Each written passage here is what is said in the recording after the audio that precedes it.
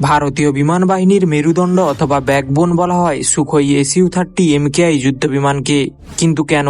বর্তমানে ভারতের কাছে টেকনোলজির দিক থেকে সবচেয়ে বেশি অ্যাডভান্স যুদ্ধ বিমান রাফাল, তবুও সুখোইকেই কেন মেরুদণ্ড বলা হয়? এমনকি ভারত চাইলে তো ইউরোপ আমেরিকা থেকে আরও অ্যাডভান্স ও শক্তিশালী যুদ্ধ বিমান কিনতে পারত, তাহলে রাশিয়া থেকে সুখোই কেন? SU-30 MKI এর ইন্টারেস্টিং ব্যাপার কি জানেন? ভারতের কাছে যে সুখোই যুদ্ধ বিমানগুলি রয়েছে সেগুলো রাশিয়ান SU-30 চেয়ে বেশি শক্তিশালী। মানে যে দেশের তৈরি যুদ্ধ বিমান সেই দেশের চেয়ে বেশি শক্তিশালী ভেরিয়েন্ট ভারত ব্যবহার করে। কিভাবে? চলুন জেনে আসি।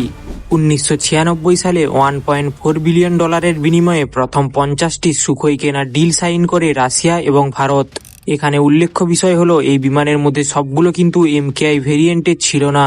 50টি SU-30 যুদ্ধ বিমান রাশিয়া 5টি ব্যাচে ভারতে পাঠায়, যার মধ্যে প্রথম ব্যাচে ভারতে আসা যুদ্ধ বিমানগুলো কোনো প্রকার আপগ্রেড ছাড়াই রাশিয়া যেমন ব্যবহার করে তেমন তৈরি করে পাঠিয়ে দেয়। দ্বিতীয় ব্যাচে পাঠানো বিমানে বেশ কিছু ফরাসি ও ইসরায়েলি পার্টস লাগানো ছিল এবং তৃতীয় ব্যাচে পাঠানো সুখোইগুলোতে AL-31 FP আধুনিক ইঞ্জিন লাগানো ছিল। এভাবেই বছর 5 মধ্যে 50টি সুখোই 30 যুদ্ধ বিমান ডেলিভারি পায় ভারত। পরবর্তীতে 2000 সালে এসে সম্পূর্ণ আপগ্রেডেড SU-30 MKI কেনার ডিল সাইন হয় ভারত ও রাশিয়ার মধ্যে।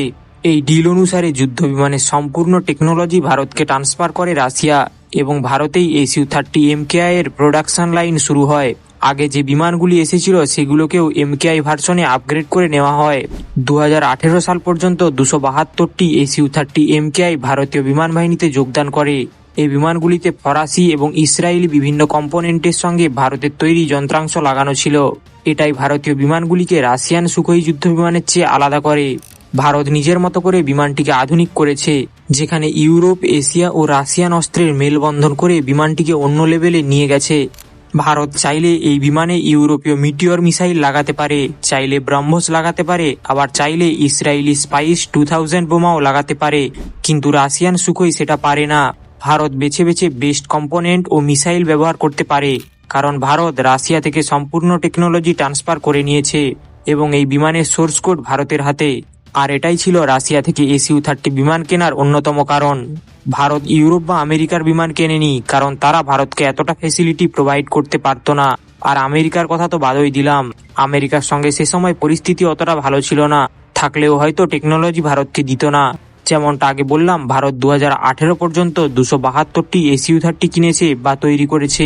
এতটা বেশি সংখ্যার কারণে বিমান বাহিনীর যুদ্ধ বিমানের 50%-এরও বেশি SU-30 MKI দিয়ে সাজানো, তাই বিমান বাহিনীর মেরুদণ্ড নামেও ডাকা হয় একে।